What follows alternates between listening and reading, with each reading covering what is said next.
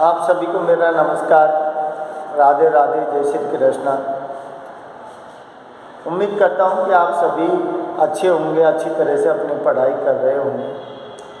ये वीडियो खास तौर से मैं बीए पार्ट फर्स्ट ईयर जो रेगुलर हैं, जो पढ़ाई कर रहे हैं बच्चे, जिनको अति लघुत्तरीय प्रश्न जो आने हैं ना, उनके लिए रामबाण औषधि का काम करेगा।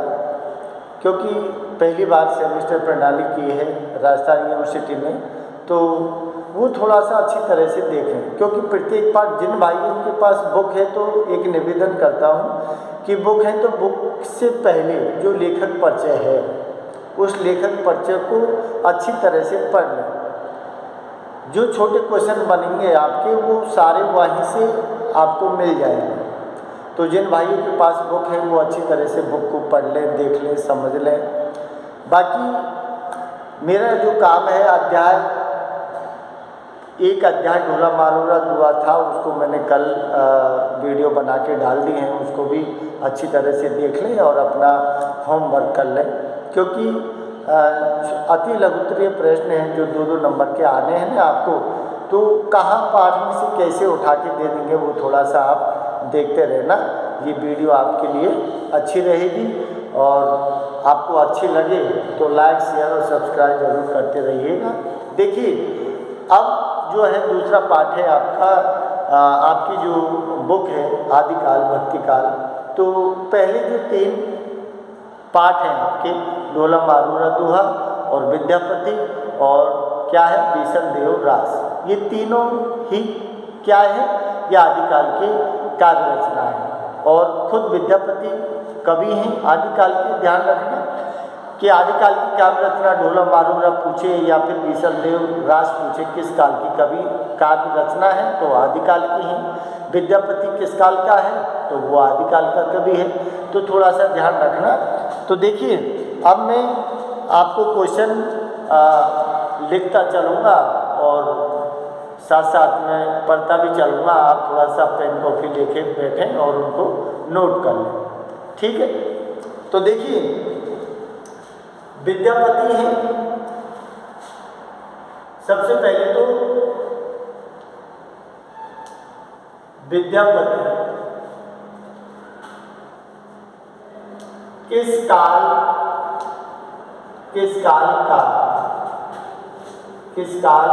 का कवि था। तो ध्यान रखना, ये आदिकाल का। दूसरा क्वेश्चन है आपका, जिसमें विद्यापति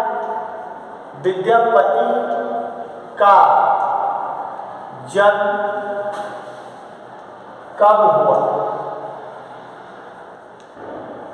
हुआ था। तो इसमें लिखना 1350 ईस्वी। क्या दिया है,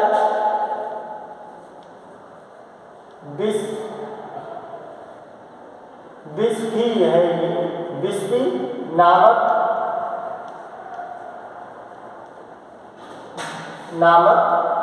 ग्राम, बिस्फी नामक ग्राम में जन्म हुआ है इनका, जो कहाँ पड़ता है, मधुबनी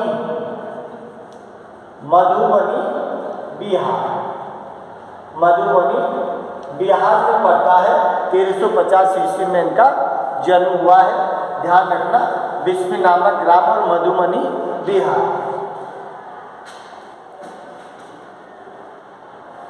तीसरा क्वेश्चन नोट कीजिए आप, मैथिल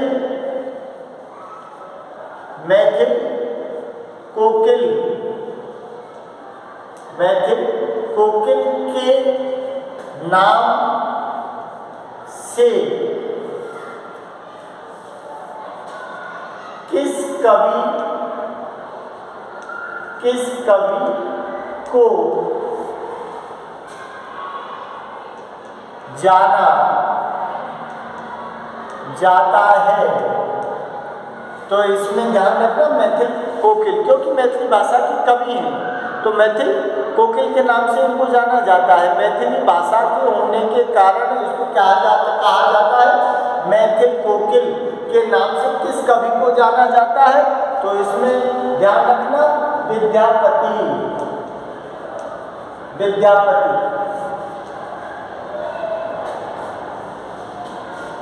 क्वेश्चन नंबर 4,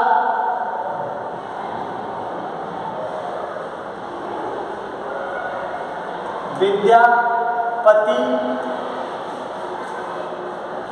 के माता पिता का क्या नाम था?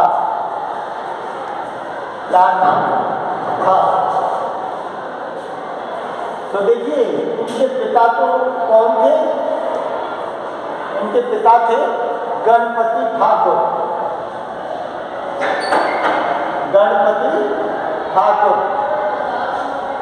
गणपति ठाकुर इनके पिता थे और माँ का नाम था गंगा देवी।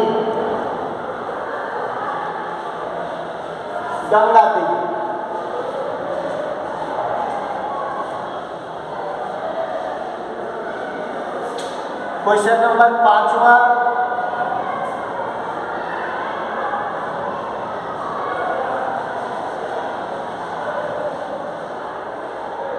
क्या दिया है? गणपति ठाकुर ने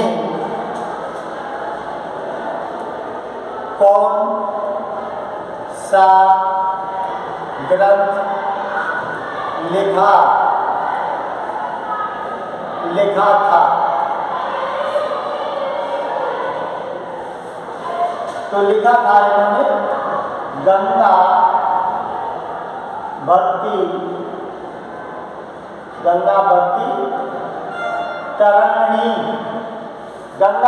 तरंगिणी, क्योंकि इनकी माता का नाम गंगा था। तो इनके पिताजी थे गणपति ठाकुर, उन्होंने उन्हीं की माँ के नाम को टाइटल लिखा है और गंगा भक्ति तरंगिणी नाम से इनके पिताजी थे गणपति ठाकुर, उन्होंने गंगा भक्ति नाम से ग्रंथ लिखा है। अब देखिए,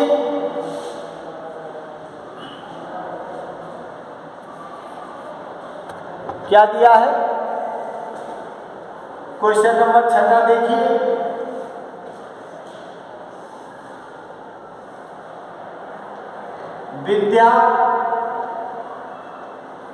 विद्यापति के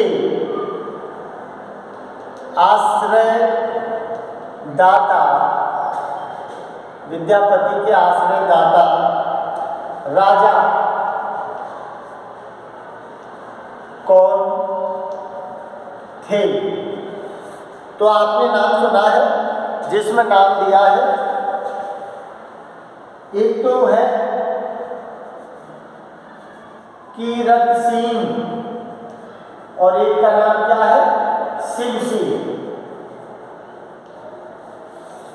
एक तो कीरत सिंह है और एक शिव सिंह है, क्योंकि इन्हीं राजाओं के आश्रम में रह के उन्होंने अपनी काव्य रचना की है।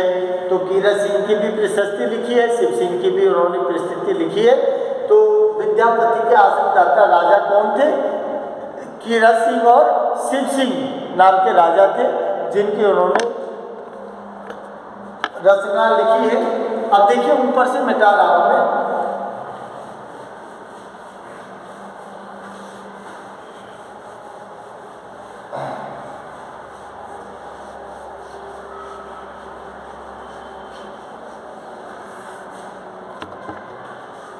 अब देखिए क्वेश्चन नंबर 7,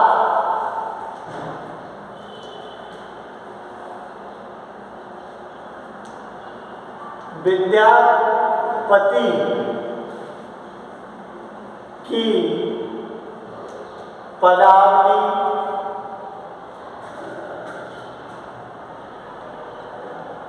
कैसी रचना है? तो ध्यान रखना, ये कैसी है? श्रृंगारिक रचना है। पदावली में श्रृंगारिक रचना है, संयोग और वियोग की दोनों ही स्थिति का चित्रण किया गया है। क्वेश्चन नंबर 8,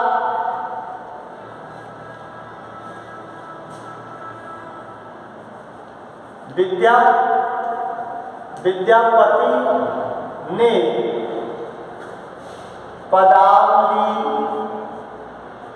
में किनका चित्रण किया है?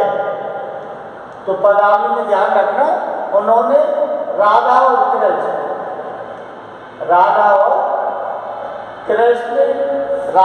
कृष्ण के संयोग और वियोग की स्थिति का चित्रण है, इसीलिए वो क्या है?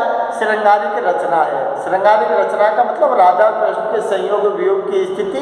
तो ध्यान रखना कि पदावली में किसका वर्णन है, चित्रण क्या है? राधा कृष्ण का, इसीलिए विद्यापति की पदावली श्रृंगारिक रचना है।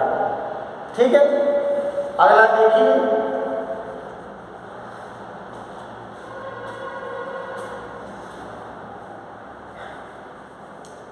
विद्यापति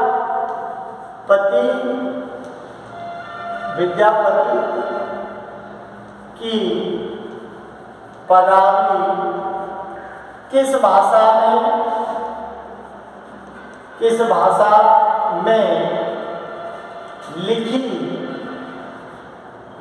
गई है? तो ध्यान रखना,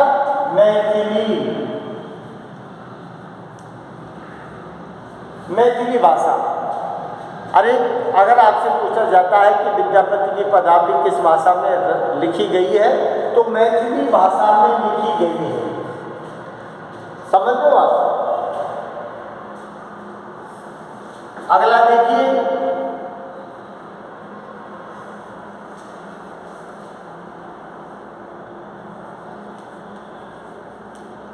कीर्तिलता कीर्ति पताका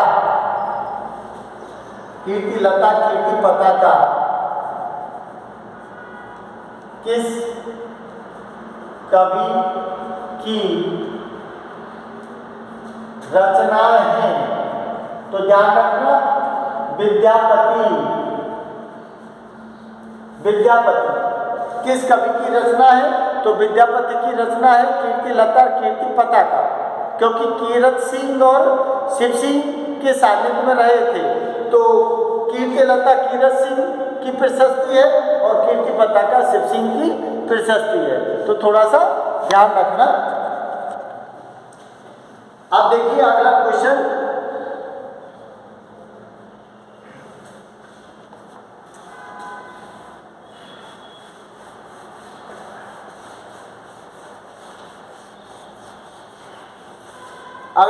नोट कीजिए आप।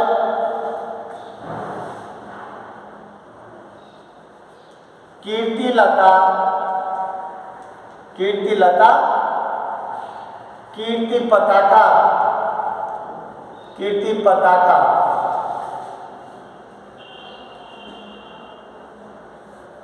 कीर्तिलता कीर्ति पताका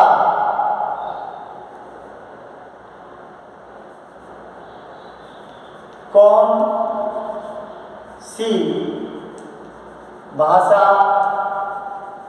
में लिखी है? तो ध्यान रखना, इसमें ध्यान रखना, अवट भाषा। जो विद्यापति की पदावली है वो मैथिली भाषा में है। इनके द्वारा रचित जो ग्रंथ है पदावली है, कीर्तिलता कीर्ति पताका है। तो कीर्तिलता कीर्ति पताका इन्होंने अवट भाषा में लिखी है, और जो पदावली लिखी है वो मैथिली भाषा में लिखी है। कैसे भी घुमा सकता है क्वेश्चन को। अगला देखिए,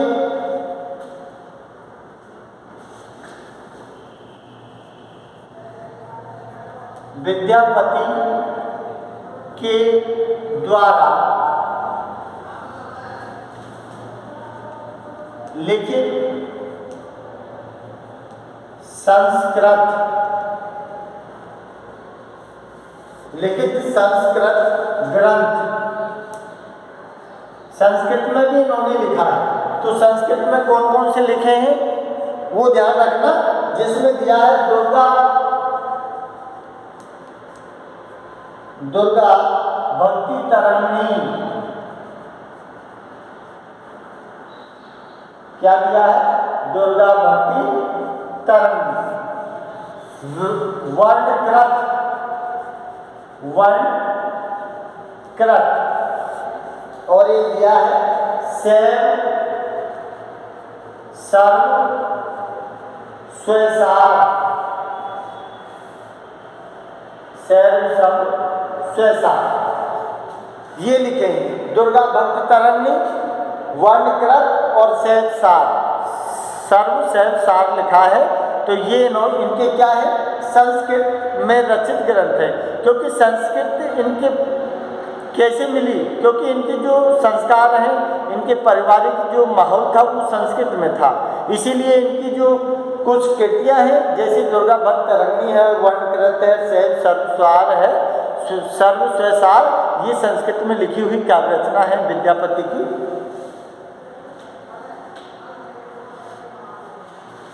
अगला देखो,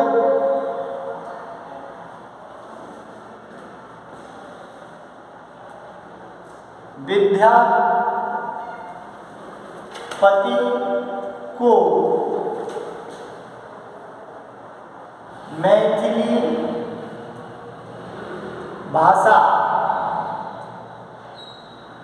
मैथिली भाषा का क्या कहा जाता है?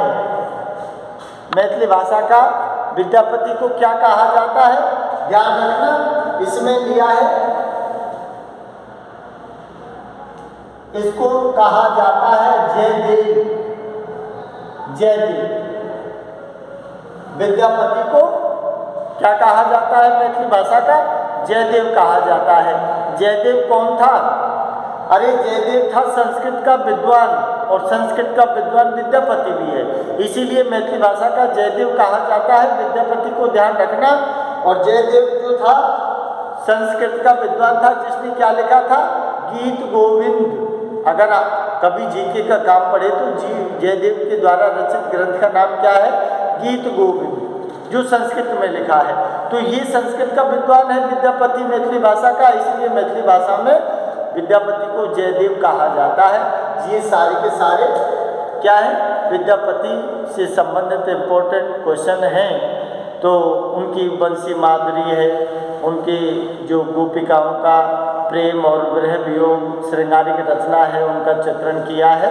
तो ये सारी चीज़ें हैं। बाकी आपको जो पाठ परिचय है ना, बुक अगर आपके पास हो तो आप एक बार उसको जरूर नज़र में निकाल लो, उससे आपको काफ़ी हेल्प मिलेगी। अगर अच्छे लगे तो लाइक शेयर जरूर कर देना।